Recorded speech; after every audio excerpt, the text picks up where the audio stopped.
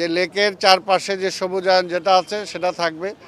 এটা কোনো commercial area করা যাবে না, এটা কোনো হোটেলের এরিয়া করা যাবে না। ধানমন্ডির লোকজন কিভাবে চায়, ওনারা এই এলাকাটা কিভাবে দেখতে চায়, সিটি কর্পোরেশন সেইভাবেই দেখবে। ধানমন্ডির বাসিন্দা যারা আছেন, এখানে স্থপতি ইকবাল সাহেব আছেন, আরও যারা আছেন, সবার সহযোগিতা আমরা চাই এবং এটা আগামী এক সপ্তাহের মধ্যে বসে, অর্থাৎ এই ধানমন্ডির লোকজন কিভাবে চায়, ওনারা এই এলাকাটা কিভাবে দেখতে চায়, সিটি কর্পোরেশন সেইভাবেই দেখবে এবং সেইভাবেই সেটাকে আমরা নিশ্চিত করব ইনশাআল্লাহ। তা আমরা আমাদের পরিকল্পনা ওইটাই যে লেকের চারপাশে যে সবুজায়ন যেটা আছে সেটা থাকবে।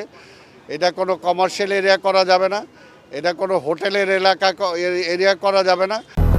200-র বেশি সার্ভিস ও ফিচারে লেনদেনের সব বিকাশ অ্যাপে সম্ভব। এটা শুধুমাত্র বিশ্রামের জন্য যেগুলো দরকার হলে বিশ্রামের জন্য আমরা নিজেরা বেঞ্চ বানাই দেব, আমরা নিজেরা সেগুলো ঠিক করে দেব। কিন্তু যেভাবে পুরো এলাকাটা হয়ে গেছে এইভাবে থাকতে পারবে না। এই ব্যাপারে আমি ধানমন্ডি এলাকার যারা বসবাস করেন ওনাদের সহযোগিতা চাই এবং ওনারা কি পরিকল্পনা করছেন ওনাদের সাথে আমি মত বিনিময় করব আগামী সপ্তাহে এবং ওনাদের সাথে আলোচনা করেই আমরা ফার্দার সিদ্ধান্ত নেব।